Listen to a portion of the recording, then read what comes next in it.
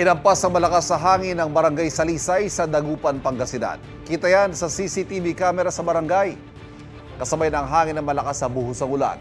Ilang sandali lang, nilipad na ang bubong ng Materials Recovery Facility ng barangay Salisay. Natumba rin ang ipinatayong bakal na pang-Christmas tree at ang basketball ring.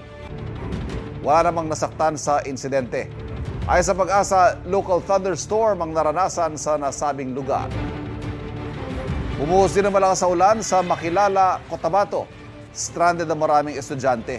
Ang ilan naman, pinilit na makasakay agad sa takot na maabutan sila ng baha sa kanilang daraanan. Easterlies ang sanhi ng ulan sa lugar ayon sa Pag-asa.